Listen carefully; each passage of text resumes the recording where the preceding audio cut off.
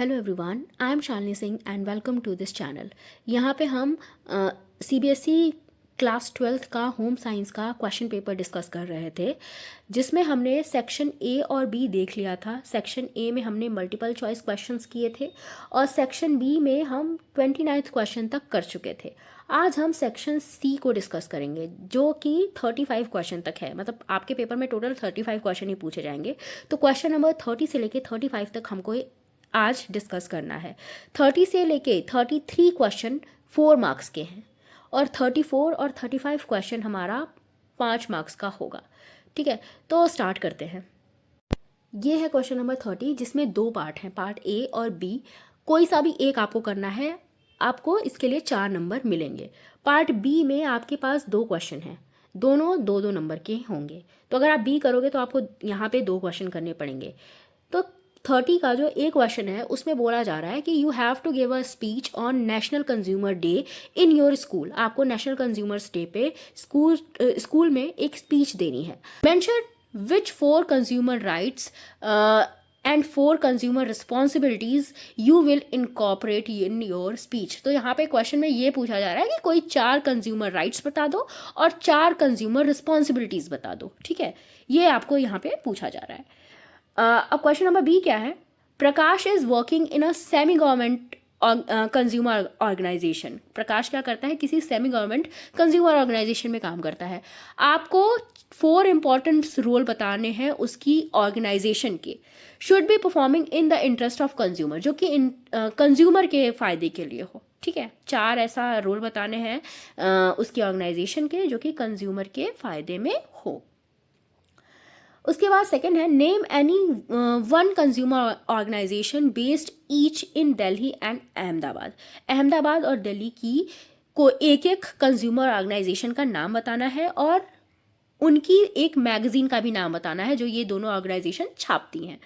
ठीक है, तो यहाँ पे इस क्वेश्चन के लिए भी आपको 2 मिल रहे हैं, इसके लिए भी आपको 2 मिल रहे हैं, तो दोनों 4 हो गए। बी में भी 4 और ए में भी 4। तो इस तरह से आपको दोनों ए करो या बी करो, आपको 4-4 नंबर मिलेंगे। तो पहला में क्या है, आपको कंज्यूमर के राइट्स और कंज्यूमर की रिस्पॉन्सिबिलिटी बतानी है। तो सबसे पहले कंज्यूमर राइट्स, कौन कौन से राइट्स हैं? Right to safety, choose, informed, heard, seek redressal and right to consumer education. ये 6 बेसिक राइट है, लेकिन आपको 4 पूछा जा रहा है, आप इनमें से कोई सा 4 लिख सकते हो। फिर 4 रिस्पॉन्सिबिलिटीज भी पूछी जा रही है कंज्यूमर की। तो regularly update their knowledge of various laws made by the government. Consumer को पता होना चाहिए कौन कौन से लॉज बनाए हैं गवर्नमेंट ने उनकी सेफ्टी के लिए। Be honest in all their dealings and must pay for all their purchases. अपनी डीलिंग्स में कंज्यूमर को खुद ईमानदार होना चाहिए, खुद बेईमानी नहीं करनी चाहिए। तो अपनी परचेजेस का ध्यान रखना चाहिए और सारे जो भी उन्होंने खरीदारी की है उसका पेमेंट करना चाहिए। Do a market survey and compare the prices. Market सर्वे करना चाहिए किसी चीज़ को खरीदने से पहले और प्राइसेस को कंपेयर करना चाहिए। 4 जगह से पूछो, 4 जगह से प्राइसेस को कंपेयर करो, तब कोई चीज़ खरीदो। Feel free to choose from variety available as per their needs and requirement. आप एकदम फ्री हो, आप चूज कर सकते हो अपनी नीड और रिक्वायरमेंट के हिसाब से जो भी चीज़ आपको चाहिए, क्योंकि मार्केट में वैरायटी है उस सामान की जो आपको चाहिए। तो आप उसमें से देख के चूज कर सकते हो। आप उसके लिए 4 दुकानों पर जाओ, पता करो। Read all the information given on the label brochure. जो भी आपको कोई चीज़ मिल रही है, कोई सामान, तो उसका जो भी लेबल उस पर लगा है उसको अच्छे से पढ़ो, उसकी सारी इंफॉर्मेशन पढ़ो। Buy products with standardisation mark. जो भी स्टैंडर्डाइजेशन मार्क दिए जाते हैं गवर्नमेंट द्वारा या गवर्नमेंट ऑर्गेनाइजेशन द्वारा, उसको भी देखो प्रोडक्ट को खरीदते समय। Keep रेसिप्ट्स and other relevant document of purchase. जो भी आपने खरीदते समय जो आपको डॉक्यूमेंट मिलते हैं, कोई रिसिप्ट मिलती है, आप उसको अच्छे से संभाल के रखो। Read and understand all terms and conditions, liabilities, service charges etcetera before purchasing services like insurance, credit card, bank deposits etcetera. जब भी ये चीज़ें क्या है, ये सर्विस हैं। जो इंश्योरेंस आपको मिलता है, क्रेडिट कार्ड मिलता है, बैंक से जो सर्विस मिलती हैं, इनको लेने से पहले सारी जो कंडीशन है, लाइबिलिटीज़ हैं, जो सर्विस चार्ज ये लोग देते हैं, वो सबको पढ़ो, उसको समझो। Have increased awareness about various national and international consumer organisations. Consumer organisations चाहे वो नेशनल लेवल के हो चाहे इंटरनेशनल लेवल के हो, उनके बारे में भी जानकारी रखो, ताकि कोई अगर कल को प्रॉब्लम हो तो आप उसको सॉल्व करने के लिए इनकी हेल्प ले सको। तो इन चारों में से इन सब में से कोई चार आप लिख सकते हो कंज्यूमर की रिस्पॉन्सिबिलिटी के अंदर, ठीक है।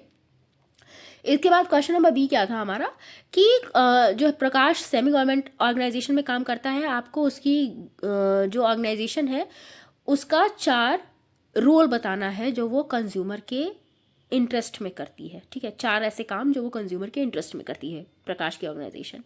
तो 4 important role of consumer organisation. पहला है क्रिएटिंग कंज्यूमर अवेयरनेस। ये क्या करता है? कंज्यूमर अवेयरनेस क्रिएट करता है ताकि लोगों कंज्यूमर्स को जानकारी मिल सके। Disseminating information through magazines, booklets, news letters, buying guides, audio visual materials. तो इंफॉर्मेशन को फैलाता है मैगजीन्स के थ्रू, बुकलेट्स के थ्रू, न्यूज़ लेटर्स के थ्रू, ठीक है, ऑडियो विजुअल एड्स के थ्रू। टीवी पे एड्स आते हैं ना, रेडियो पे एड्स आते हैं, तो उनकी बात की जा रही है। प्रोवाइडिंग लीगल एडवाइस देता है क्योंकि ये कंज्यूमर ऑर्गेनाइजेशन है। Comparative testing of products, product की टेस्टिंग भी करता है कि कोई प्रोडक्ट अगर खराब है तो उसमें क्या खराबी है। अगर सही भी प्रोडक्ट है, अगर उस पर शक है कि ये खराब है तो उसकी टेस्टिंग की जाती है, ठीक है। Handling consumer complaints and grievances, जो भी कंज्यूमर को प्रॉब्लम होती है, उनकी कंप्लेंट्स होती हैं, उनको हैंडल करता है। ऑर्गेनाइजिंग पीपल मीटिंग्स, लोगों की मीटिंग ऑर्गेनाइज कराता है ताकि लोगों के बीच में अवेयरनेस फैलाई जा सके। और खुद जो ये ऑर्गेनाइजेशन है ये भी तो अपने लिए चाहेगी ना कि इसको भी सपोर्ट मिले, तो वो लोगों तक जाती है, लोगों से पूछती है चीज़ें। Empowering consumers and consumer movement, जो भी कंज्यूमर्स हैं और कंज्यूमर मूवमेंट चलाए जा रहे हैं, कोई भी कंज्यूमर से रिलेटेड आंदोलन चलाया जा रहा है तो उसको एम्पावर करने का काम भी ये ऑर्गेनाइजेशन करती है। Bringing out publication in consumer interest, consumer के इंटरेस्ट में जो भी पब्लिकेशंस होते हैं, जो भी मैगजीन वगैरह निकाल जाती है, बुकलेट्स निकाले जाते हैं, या न्यूज़पेपर में कुछ निकालना है तो वो भी ये निकालने का काम करती है। तो इनमें से कोई सा भी 4 आपको लिखना है, आप लिख सकते हो। उसके बाद आपको क्या था, दिल्ली और अहमदाबाद में कंज्यूमर ऑर्गेनाइजेशन का नाम बताना था और उनकी मैगजीन बतानी थी। तो देखो, जो दिल्ली वाली कंज्यूमर ऑर्गेनाइजेशन है उसका नाम वॉइस है, और ये जो मैगजीन निकालती है उसका नाम है कंज्यूमर वॉइस। अहमदाबाद की कंज्यूमर ऑर्गेनाइजेशन का नाम है CERC और इसकी मैगजीन का नाम है इनसाइट। इसके बाद नेक्स्ट है हमारा क्वेश्चन नंबर 31, जिसका भी 2 पार्ट है, पार्ट ए और बी, दोनों में से कोई एक करना है, या तो ए करो या तो बी करो। लेकिन अगर आप ए करते हो तो उसके भी दोनों क्वेश्चन करने हैं, बी का भी फर्स्ट और सेकंड करना है, ठीक है। तो 31 का ए पहले देखो। Enlist any 2 short-term interventions of पोषण अभियान which was launched in March 2018। मार्च 2018 में पोषण अभियान लॉन्च हुआ था, उसके 2 शॉर्ट टर्म इंटरवेंशंस आपको बताने हैं। सेकेंड है, mention any 4 nutritional programmes operating in our country other than Poshan Abhiyan. पोषण अभियान को छोड़कर 2 न्यूट्रिशनल प्रोग्राम आपको बताने हैं, 4 न्यूट्रिशनल प्रोग्राम आपको बताने हैं जो हमारी कंट्री में चलाए जा रहे हैं, ठीक है। तो ये दोनों क्वेश्चन पहले हम देखेंगे, ये बी वाला भी हम बाद में देखेंगे। तो 31 का ए का पहला है, आपको 2 शॉर्ट टर्म इंटरवेंशंस बताने हैं पोषण अभियान के। तो पहला है फोर्टिफिकेशन ऑफ इसेंशियल फूड्स, जो भी इसेंशियल फूड्स हैं उनका फोर्टिफिकेशन करना, मतलब उनमें जो भी चीज़ की कमी है उसको ऊपर से मिलाना। जैसे salt fortified with iodine, iodine से सॉल्ट को फोर्टिफाइड किया जाता है ना, उसमें सॉल्ट में आयोडीन अलग से मिलाया जाता है, उसको कहते हैं फोर्टिफिकेशन। सेकेंड है production and popularisation of low cost nutritious foods from indigenous and locally available raw material by involving women in this activity. तो गवर्नमेंट ने ऐसा सोचा कि वो क्या करेगी, लो कॉस्ट न्यूट्रिशियस फूड को पॉपुलराइज करेगी, ठीक है, ताकि जो न्यूट्रिशियस फूड है वो हमको सस्ते दाम पे मिल जाए। और ये जो न्यूट्रिशियस फूड है ये कैसे बनाए जाएंगे, इंडिजीनियस रॉ मटेरियल से, मतलब ऐसे रॉ मटेरियल जो लोकली अवेलेबल हों, ठीक है। और इनमें वुमेन को भी इन्वॉल्व किया जाएगा, ताकि ये मतलब इनके प्रोडक्शन में वुमेन को भी इन्वॉल्व किया जाएगा ताकि उनको भी थोड़ा बेनिफिट मिल पाए, ठीक है। तो लो कॉस्ट न्यूट्रिशियस फूड का प्रोडक्शन और उसको पॉपुलराइज करने का काम यहाँ पे किया गया। थर्ड है control of micronutrient deficiency among vulnerable groups by supplementing these nutrients, distributing free tablets etc। तो माइक्रोन्यूट्रिएंट की जो डेफिशिएंसी होती है उसको रोकने के लिए क्या की गई, फ्री टैबलेट्स डिस्ट्रीब्यूट की गई ताकि लोगों को के अंदर अगर माइक्रोन्यूट्रिएंट की कमी है तो उनको पूरा किया जा सके। तो इन तीनों में से कोई सा भी दो आप लिख सकते हो, दो ही पूछा गया है। फिर सेकंड है ए का, four nutritional programmes operating in our country other than Poshan Abhiyan. पोषण अभियान के अलावा 4 न्यूट्रिशनल प्रोग्राम जो हमारी कंट्री में चलाए जा रहे हैं। पहला तो है ICDS, integrated child development service. Second है न्यूट्रिएंट डेफिशिएंसी कंट्रोल प्रोग्राम। अब इसमें देखो, इसमें न्यूट्रिएंट कोई एक तो है नहीं, कई सारे न्यूट्रिएंट हैं, उन सबकी डेफिशिएंसी को कंट्रोल करने की कोशिश की जाती है। तो सबकी में मतलब कुछ को बहुत ज़्यादा इंपॉर्टेंस दी गई है। जैसे विटामिन ए में ए की कमी को बहुत ज़्यादा इंपॉर्टेंस दी गई है, क्योंकि इसकी कमी से हमें क्या हो सकती है, ब्लाइंडनेस हो सकती है।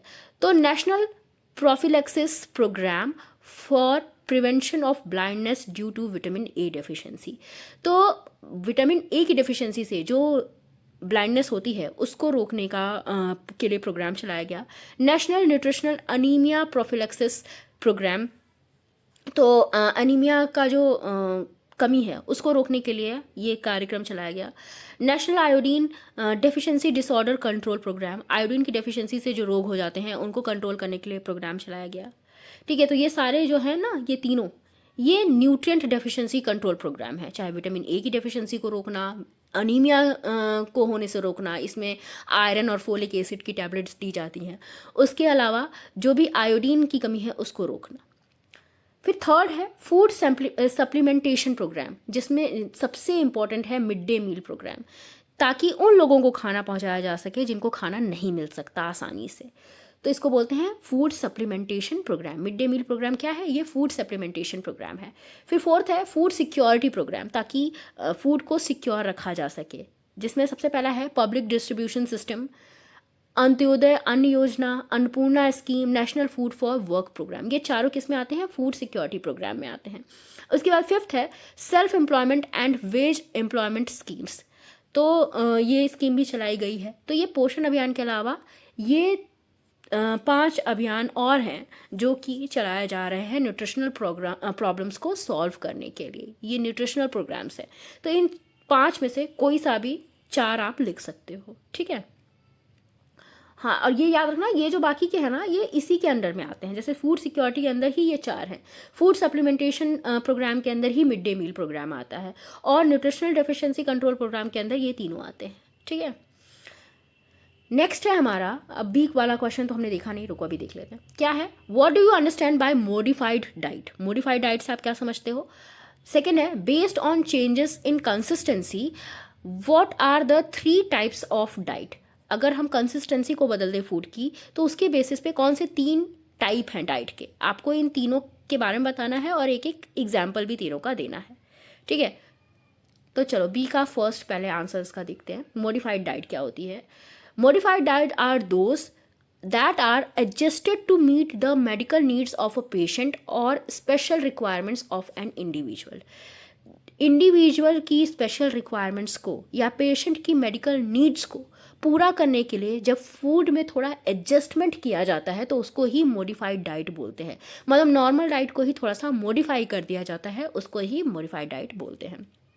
ठीक है, जैसे मान लो अगर किसी को आयरन की कमी है, तो वो जो नॉर्मल डाइट ले रहा है उसी में हम क्या कर सकते हैं, हरी सब्जियों को इंक्लूड कर सकते हैं, उसी में हम फल के रूप में अनार को इंक्लूड कर सकते हैं। ठीक है, ताकि उसके अंदर हीमोग्लोबिन बढ़े।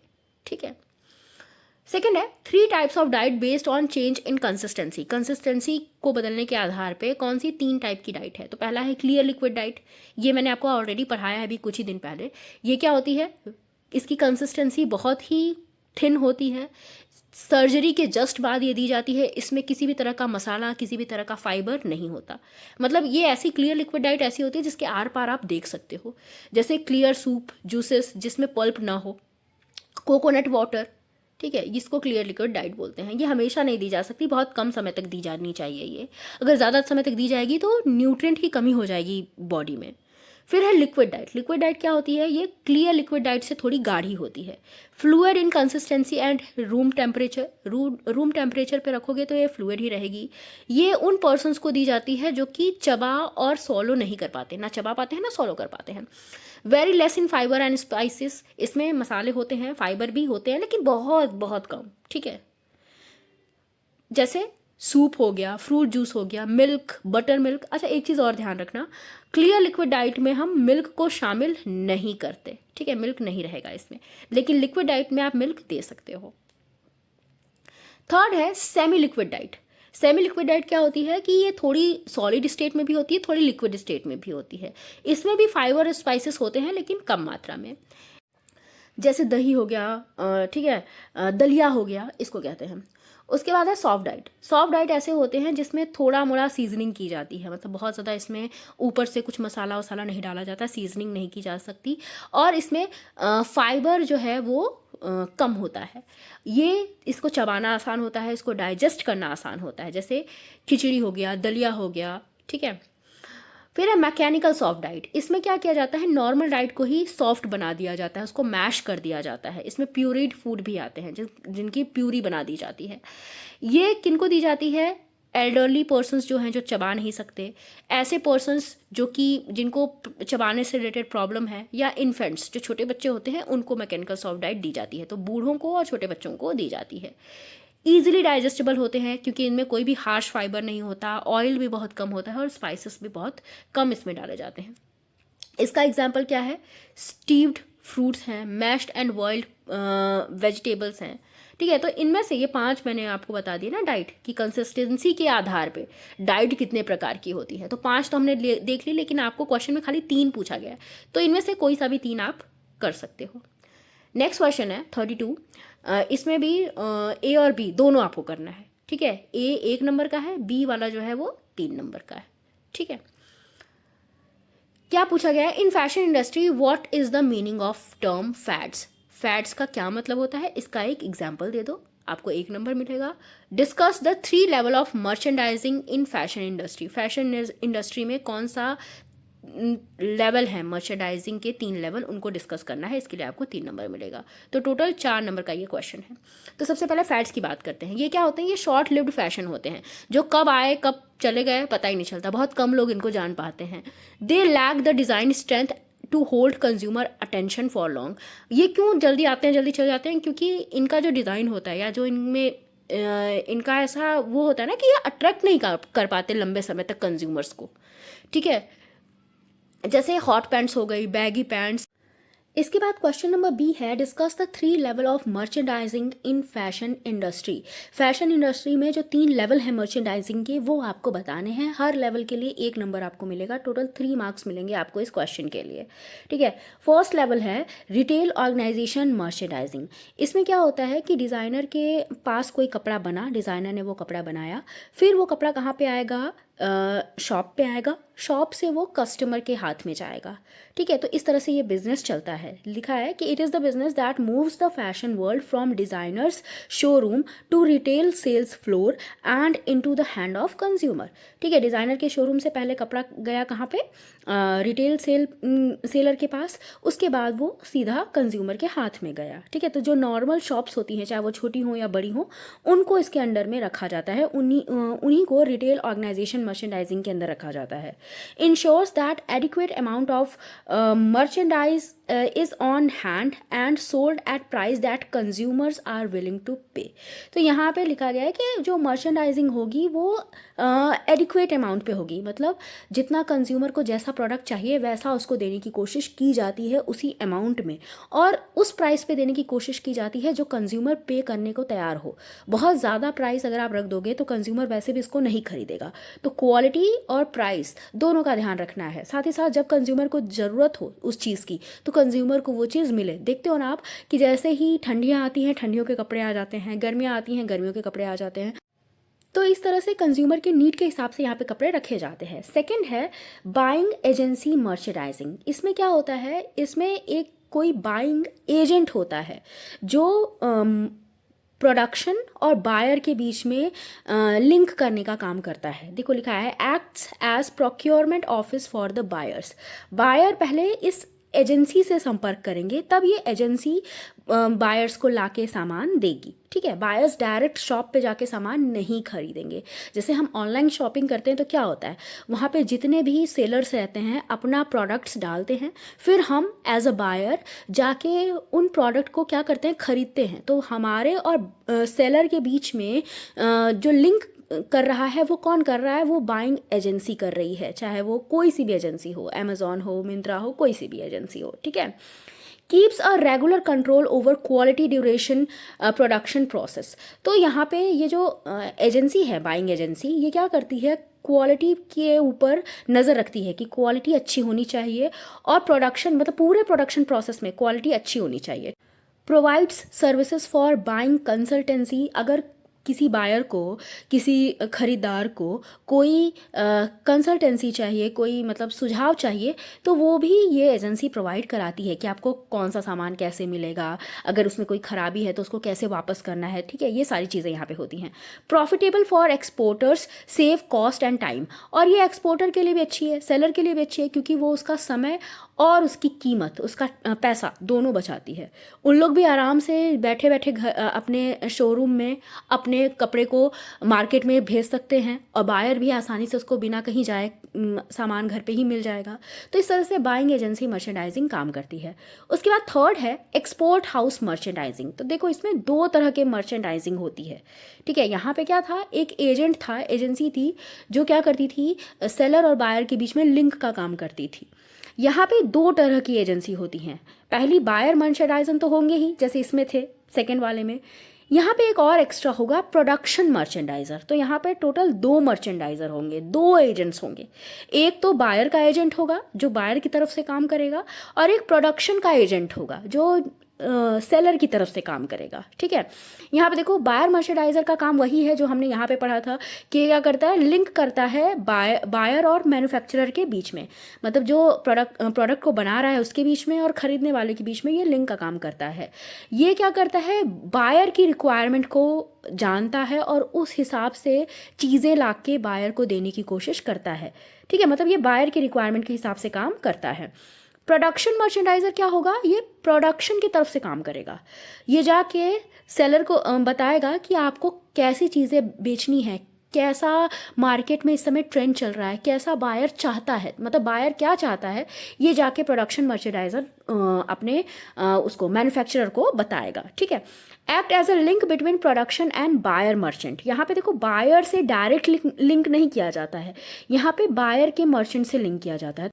इसको ऐसे समझो जैसे यहाँ पे कोई बायर है, ठीक है, यहाँ पे सेलर है, इसका भी अपना एक एजेंट है, इसका भी अपना एक एजेंट है। अब बायर को कोई चीज़ खरीदनी है तो वो क्या करेगा, अपने एजेंट को पहले बताएगा, फिर उसका एजेंट इस एजेंट से डील करेगा। या ये भी हो सकता है कि कभी कभी बायर डायरेक्ट एजेंट से ही डील कर ले, सेलर के एजेंट से। ठीक है, ये इसके एजेंट से यहाँ पे डील कर सकता है। ठीक है, तो लेकिन जनरली यहाँ पे दो एजेंट होते हैं, एक बायर की तरफ से होता है, एक प्रोडक्शन या सेलर की तरफ से होता है। ठीक है, तो यहाँ पे क्या होता है, जो प्रोडक्शन मर्चेंडाइजर होता है इसका काम, बायर मर्चेंडाइजर का काम तो आप समझ गए कि ये किसकी तरफ से काम करेगा, बायर की तरफ से काम करेगा। ठीक है, उसी तरह से प्रोडक्शन मर्चेंडाइजर प्रोडक्शन की तरफ से काम करेगा, सेलर की तरफ से काम करेगा, सेलर को हर चीज़ें जाके बताएगा। ठीक है, कि कैसे क्या चीज़ें मार्केट में चल रही हैं। Ensure that the production goes according to the schedule and requirement of the buyer. ये क्या करेगा, ये बताएगा प्रोडक्शन को, प्रोडक्शन का मर्चेंडाइजर, कि बायर की क्या डिमांड है, बायर का क्या शेड्यूल है, बायर को कौन सा सामान किस समय पे चाहिए। ठीक है, तो ये इसका काम होता है। आई होप आप समझ गए होंगे। ये दो तरह के मर्चेंडाइजर यहाँ पे होते हैं एक्सपोर्ट हाउस मर्चेंडाइजिंग में, क्योंकि यहाँ पे मर्चेंडाइजिंग दूर दूर से हो रही होती है। ठीक है, कभी कभी विदेशों में भी हम सामान बेच रहे होते हैं, तो यहाँ पे दोनों को अपने अपने मर्चेंडाइजर की ज़रूरत होती है। दोनों के मर्चेंडाइजर आपस में पहले लिंक करते हैं, फिर दोनों को सामान से सेटिस्फैक्शन मिलता है, बायर को अपना सामान मिल जाता है और प्रोडक्शन वाले को या सेलर को अपना पैसा मिल जाता है। ठीक है, तो इस तरह से आप इस लिख सकते हो, और आपको हर पॉइंट के लिए, मतलब तीनों में से तीनों लिखने के लिए आपको एक एक नंबर मिलेंगे। 33 क्वेश्चन है, इसमें भी ए, बी और सी है। ठीक है, ए 1 नंबर का है, बी 2 नंबर का है और सी भी 1 नंबर का है। तो टोटल अगर आप ये तीनों करोगे तो आपको 4 नंबर मिलेंगे। पहला है 5-year-old Bunty is separated from his parents at the railway station. 5 साल का बंटी है जो कि अपने पेरेंट्स से रेलवे स्टेशन पे अलग हो गया था। Which type of home will the railway personnel send him to? किस तरह के होम में रेलवे पर्सनल उसको भेजेंगे, मतलब जो रेलवे में लोग काम करते हैं उनको ये बच्चा मिलेगा ना, तो ये लोग कहाँ भेजेंगे इस बच्चे को, बंटी को वो लोग कहाँ भेजेंगे, ये पूछा जा रहा है इस क्वेश्चन में। तो पहले एक क्वेश्चन देख लेते हैं। तो इसको ऑब्जर्वेशन होम में भेजा जाएगा। ठीक है, ये होम क्या करता है, यहाँ पे बच्चों को ऑब्जर्वेशन में रखा जाता है, पता करने की कोशिश की जाती है कि बच्चे कहाँ से आए हैं, इनके पेरेंट्स कौन है। अगर पेरेंट्स मिल जाते हैं सही सलामत तो बच्चा उनको लौटा दिया जाता है। ठीक है, पूरी मतलब एक तरह से उसका पूरा आइडेंटिफिकेशन किया जाता है कि कहीं सही लोग तो है ना, ऐसा ना हो बच्चा किसी दूसरे के या गलत हाथों में पड़ जाए। उसके बाद सेकेंड क्वेश्चन है, briefly explain 2 other kinds of children's home run by the government for vulnerable children. तो जो संवेदनशील बच्चे होते हैं, वल्नरेबल बच्चे होते हैं, उनके लिए कौन से 2 चिल्ड्रन होम चलाए जा रहे हैं गवर्नमेंट के द्वारा, वो आपको बताने हैं। तो ऑब्जर्वेशन होम तो ये हमने पहले ही बता दिया, अब कोई दूसरे तरह के बताने हैं, इसको आपको आंसर में नहीं लिखना है। तो पहला है स्पेशल होम, दूसरा है जुवेनाइल या चिल्ड्रंस होम। स्पेशल होम में क्या होता है, यहाँ पे उन जुवेनाइल्स को रखा जाता है। जुवेनाइल्स क्या होते हैं, ऐसे बच्चे जो 18 साल से कम एज के होते हैं। Where juveniles found guilty in term of violation of law are placed in custodial care. तो यहाँ पे कस्टडी में रखा जाता है बच्चों को। ठीक है, ताकि अगर बच्चे ने अगर कोई क्राइम किया है, यहाँ पे जनरली उन्हीं बच्चों को रखा जाता है जो कानून के खिलाफ गए हों, जिन्होंने कानून का वायलेशन किया हो किसी न किसी रूप में, तो उनको कस्टडी में रखा जाता है। ठीक है, 18 साल से कम के बच्चे हैं, क्योंकि इनको कोई सज़ा तो दी नहीं जा सकती 18 साल से कम के बच्चों को, तो इनको कस्टडी में यहाँ पे स्पेशल होम्स में रखा जाता है। उसके बाद सेकेंड है जुवेनाइल या children's home, where children whose families are not traceable or are unfit, dead or simply unwilling to take the child back stay, the government is responsible for providing room, boarding, education and vocational training। तो यहाँ पे juvenile Holmes में या children's home में उन बच्चों को रखा जाता है जिनकी फैमिली नहीं मिल पाई। ठीक है, जैसे अभी ऑब्जर्वेशन होम में किन बच्चों को रखा गया था, जो अपने फैमिली से अलग हो गए थे। यहाँ पे रख के बच्चों को, यहाँ पे तब तक बच्चों को रखा जाता है जब तक उनके पेरेंट्स का कुछ पता न चल जाए। अगर पता चल गया तो बच्चों को वापस दे दिया जाता है, और अगर नहीं पता चला, पेरेंट्स मिले ही नहीं, उनको ट्रेस ही नहीं किया जा रहा है, जा पा रहा है, तो उस समय पे ये इनको कहाँ भेज दिया जाता है, चिल्ड्रंस होम या जुवेनाइल होम में। ठीक है, और यहाँ पे उन बच्चों को भी रखा जाता है जिनके पेरेंट्स या तो मर गए होते हैं या अनफिट होते हैं, शायद वो चाहे वो फिजिकली अनफिट हों, चाहे मेडिकली अनफिट हों, चाहे वो किसी तरह का उन्होंने कोई क्राइम किया हो। अगर वो अनफिट हैं तो भी बच्चों को यहाँ पे रखा जाता है, पेरेंट्स को नहीं दिया जाता। या कभी कभी ऐसा भी होता है कि पेरेंट्स खुद अपने बच्चों को लेना नहीं चाहते, तो इस वजह से उनको फिर कहाँ रख दिया जाता है, जुवेनाइल या चिल्ड्रंस होम में रख दिया जाता है। और यहाँ पे गवर्नमेंट पूरी रिस्पॉन्सिबिलिटी लेती है बच्चों की, बच्चों को घर मिलता है और एजुकेशन मिलती है और साथ ही साथ वोकेशनल ट्रेनिंग भी मिलती है ताकि वो अपना खुद का कोई काम स्टार्ट कर पाएँ। ठीक है, उसके बाद सी वाला क्वेश्चन था, name the law enacted for children involve in anti social activities. ऐसे बच्चे जो एंटी सोशल एक्टिविटीज़ में इन्वॉल्व हैं उनके लिए कौन सा लॉ लाया गया है, तो उनके लिए लाया गया है juvenile justice care and protection of children act. तो इसको जुवेनाइल जस्टिस एक्ट बोलते हैं, यही इन बच्चों के लिए लाया गया है।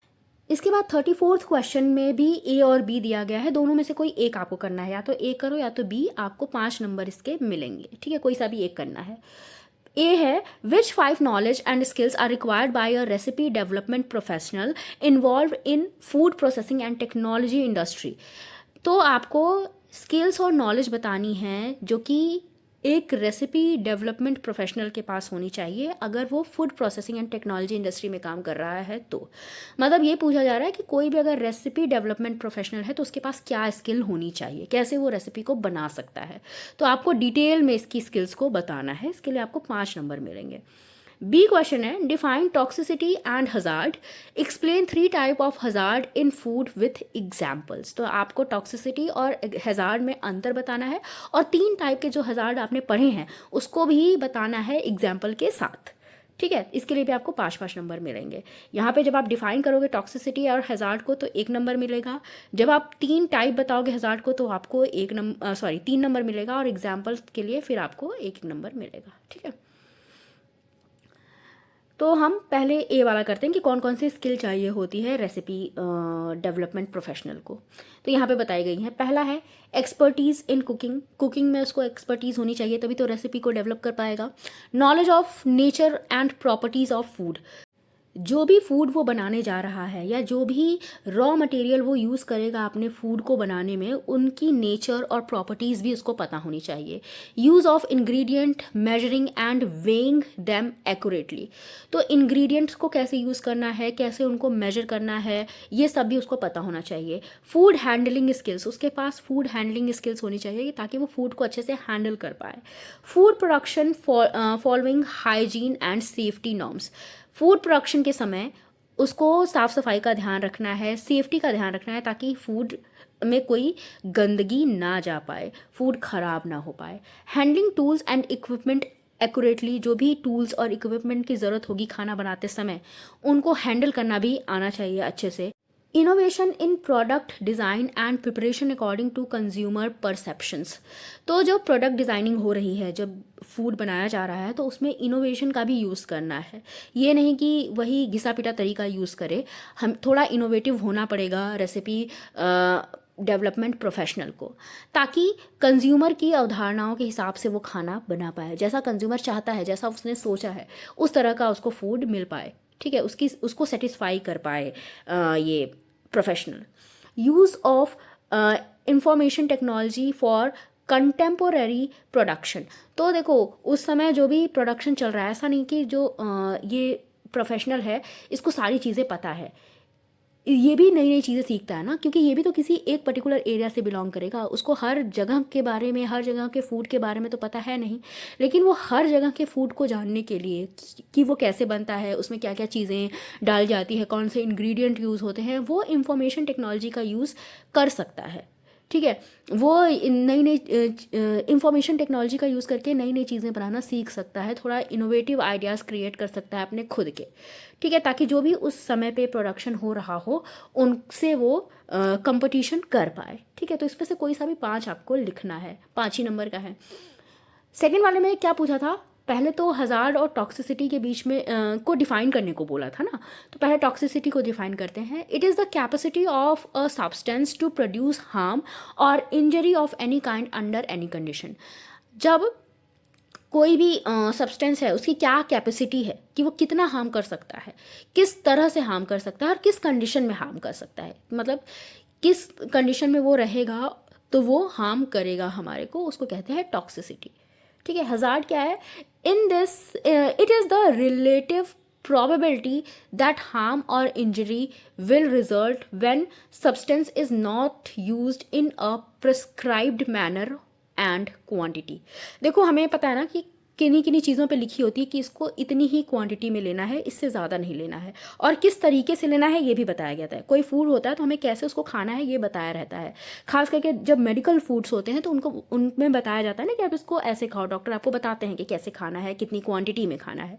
जब हम इस मैनर में या इस क्वांटिटी में उस चीज़ को नहीं खाते, तब जो हमें हार्म होता है या तब जो हमें इंजरी होती है उसको हज़ार्ड बोलते हैं। ठीक है, टॉक्सिसिटी क्या होती है कि फूड कभी किसी किसी कंडीशन में रह के ख़राब हो जाता है, तो उस समय उसको टॉक्सिसिटी बोलते हैं कि फूड क्या हो गया, ख़राब हो गया है, इसके अंदर कुछ ऐसे सब्सटेंस प्रोड्यूस हो गए हैं जो कि हमें हार्म कर सकते हैं। लेकिन हज़ार्ड क्या है कि जो भी प्रिस्क्राइब्ड मैनर या क्वांटिटी है, अगर हमने उस क्वांटिटी या उस मैनर में फूड को नहीं लिया तब हमें इंजरी या हो सकती है या हार्म हो सकता है। ठीक है, उसके बाद 3 तरह के हज़ार्ड पूछे गए थे, तो 3 तरह के हज़ार्ड यहाँ पे बताए गए हैं। पहला है physical hazard, any physical material not normally found in food which cause illness और इंजरी, जब भी फूड में ऐसा कोई मटेरियल पड़ जाता है जो कि फूड का पार्ट नहीं होता, उसको हम फिजिकल हज़ार्ड बोलते हैं। जब इसकी वजह से हमारा फूड हमें क्या कर सकता है, इंजरी कर सकता है। जैसे चावल में क्या मिला रहता है, कंकड़ पत्थर मिले रहते हैं ना, तो वो फिजिकल हज़ार्ड की तरह से उसको देखा जा सकता है। एग्जाम्पल क्या है इसके, wood, stone, hair, bidi, cigarette, button, nails, ये सब अक्सर खाना बनाते समय, फूड प्रिपरेशन के समय पे मिल जाते हैं गलती से, तो इनको फिजिकल हजार्ड बोलते हैं, ठीक है, जिनको हम आराम से देख सकते हैं, आइडेंटिफाई कर सकते हैं। सेकेंड है केमिकल हजार्ड। नाम से ही समझ में आ रहा है, इसमें केमिकल पड़ जाते हैं गलती से फूड में, जो कभी कभी जानबूझ के मिलाए जाते हैं, कभी कभी गलती से भी पड़ जाते हैं, जैसे पेस्टिसाइड्स हो गए, केमिकल रेसिड्यूज हो गए, food colour, preservatives, toxic metals, इनको जब ये मिल जाते हैं तो इसको केमिकल हजार्ड बोलते हैं। इससे भी हमारा फूड हमारे लिए खतरनाक हो सकता है। उसके बाद है बायोलॉजिकल हजार्ड। जब भी कोई भी ऑर्गेनिज्म फूड में पनपने लगता है तब उसको बायोलॉजिकल हजार्ड बोलते हैं, ठीक है। इसमें दो तरह के ऑर्गेनिज्म हो सकते हैं, एक तो विजिबल, एक तो नॉन विजिबल, ठीक है। तो जो बायोलॉजिकल हजार्ड है वो दो तरह का हो सकता है। तो विजिबल हजार्ड में, बायोलॉजिकल हजार्ड कौन कौन से हैं, जैसे वॉर्म, फ्लाई, कॉकरोच, वेवल, तो ये सब क्या है, ये हमें दिख सकते हैं ना आराम से, तो इसको विजिबल हजार्ड बोलते हैं। लेकिन इनविजिबल बायोलॉजिकल हजार्ड कौन कौन से हैं, ऐसे बायोलॉजिकल हजार्ड जो कि हम देख नहीं सकते, जैसे virus, east, mould, protozoa, bacteria, ये सब। तो इस तरह से आप इन तीनों का एक एक एग्जाम्पल दे सकते हो, ठीक है। तीनों के बारे में बताओ, फिजिकल, बायोलॉजिकल और केमिकल हजार्ड, और तीनों का एक एक एग्जाम्पल दे दो, ठीक है। बायोलॉजिकल हजार्ड में विजिबल और इनविजिबल दोनों आता है। इसके बाद 35वां क्वेश्चन है हमारा, इसमें ए और बी दोनों है, दोनों आपको करना है, ठीक है। दोनों करोगे तो आपको 5 नंबर मिलेंगे, पहला 3 नंबर का है और जो बी वाला है वो 2 नंबर का है। Your friend wants to become a fashion designer, आपका दोस्त फैशन डिज़ाइनर बनना चाहता है या चाहती है। Enumerate 3 primary skills that he should possess in order to be successful. अगर उसको सक्सेसफुल होना है तो उसको, उसके पास कौन सी 3 प्राइमरी स्किल्स होनी चाहिए, वो आप बताओगे उसको। सेकेंड क्वेश्चन है, illustrate and explain to him the difference between formal and informal balance. उसको आपको बैलेंस के बीच में डिफरेंस बताना है कि कौन सा फॉर्मल बैलेंस होता है, कौन सा इनफॉर्मल बैलेंस होता है। आपने बैलेंस के बारे में पढ़ा है, जब हम डिज़ाइन की बात करते हैं तो वहाँ पे बैलेंस आपने पढ़ा है कि फॉर्मल बैलेंस क्या होता है, इनफॉर्मल बैलेंस क्या होता है।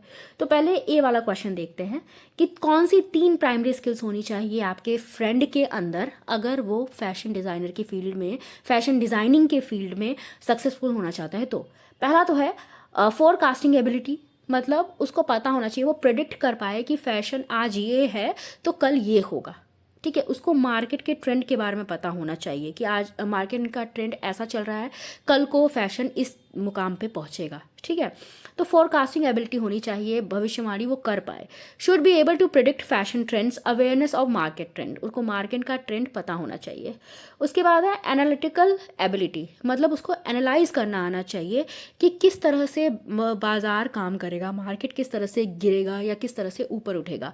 Must keep abreast of the economy, इसको इकोनॉमी का जानकारी होना चाहिए कि कब इकोनॉमी ऊपर जाएगी, कब इकोनॉमी नीचे आएगी। Should understand how styles fit into budget, उसको ये भी सोचना समझना होगा कि कैसे स्टाइल को बजट के अकॉर्डिंग बनाया जा सके, मतलब ऐसा स्टाइल क्रिएट किया जा सके जो कि नॉर्मल या मिडिल क्लास लोग भी अफोर्ड कर सके, ठीक है। तो स्टाइल को बजट में फिट करना भी उसको आना चाहिए, उसको इसकी एनालिटिकल स्किल होनी चाहिए, तभी वो एनालाइज कर पाएगा इन चीज़ों को।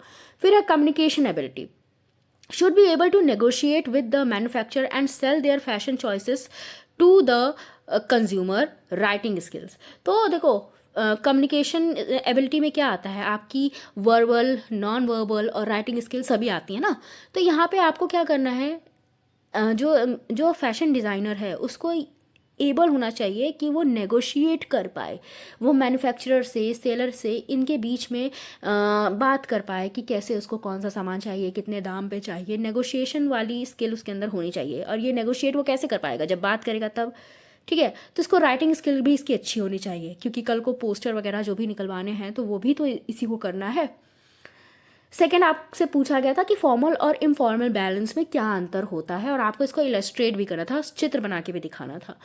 तो देखो, पहला formal balance, it is a symmetrical balance, मतलब अगर आप बीच में से इस कपड़े को, जैसे अगर कोई कपड़ा है, अगर उसको आप बीच में से फाड़ोगे तो जो डिज़ाइन इधर है वही सेम डिज़ाइन इधर भी होगा, तो इसको कहते हैं symmetrical balance.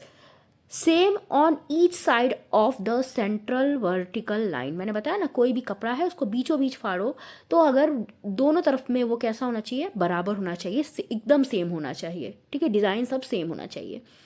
Tense to get monotonous, monotonous भी हो सकता है क्योंकि सेम सेम डिज़ाइन है, एक ही तरह का पूरा डिज़ाइन है। इट इज़ लेस एक्सपेंसिव, ये ज़्यादा महंगा नहीं होता है। It gives feeling of stability and formality, तो ये स्टेबिलिटी और फॉर्मेलिटी वाली फीलिंग लाता है। अब हम बात करेंगे इनफॉर्मल बैलेंस की। इनफॉर्मल बैलेंस असिमेट्रिकल होता है, मतलब अगर आप इसको बीच में से फाड़ोगे ना तो दोनों तरफ सेम सेम डिज़ाइन नहीं होगा, not same on either side of a central vertical line, ठीक है, यही सेम चीज़ अभी मैंने बताई। ये मोनोटोनस नहीं होता क्योंकि डिज़ाइन में वैरायटी होती है, इधर कुछ दूसरी तरफ कुछ, अलग अलग डिज़ाइन होता है, सेम नहीं होता। ये महंगा हो सकता है, क्यों? क्योंकि इसको थोड़ा अलग तरीके से बनाने की कोशिश की गई है, सेम ही डिज़ाइन पूरे कपड़े पे नहीं बनाया गया है।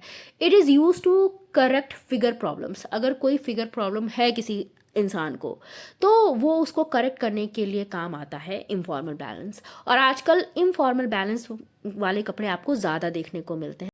इसके बाद आपको इसको फिगर से भी बताना था, तो देखो फिगर से समझ में आ रहा है ये फॉर्मल बैलेंस है और ये इनफॉर्मल बैलेंस है। यहाँ पे देखो, अगर इसको बीच से फाड़ोगे या बीच से कट करोगे तो जैसा ये इधर है वैसा ही इधर भी है। लेकिन अगर इनफॉर्मल बैलेंस में आओगे और इसको बीच से कट करोगे तो इधर अलग डिज़ाइन है, इधर अलग डिज़ाइन है। अब बताओ कौन सा, ये मोनोटोनस है क्योंकि सेम सेम दिख रहा है, ये क्या है, ये मोनोटोनस नहीं है, ठीक है, और ये थोड़ा सा एक्सपेंसिव भी। तो यहाँ पे हमने ये क्वेश्चन पेपर सॉल्व कर लिया है। आई होप आपको सारे क्वेश्चन समझ में आए होंगे और आइडिया लगा होगा कि कैसे क्वेश्चंस पूछे जाते हैं और कैसे क्वेश्चन इस साल पूछे जाएंगे। फिर भी कोई डाउट हो, कोई सजेशन हो तो आप कमेंट बॉक्स में लिख सकते हो। Thank you for watching.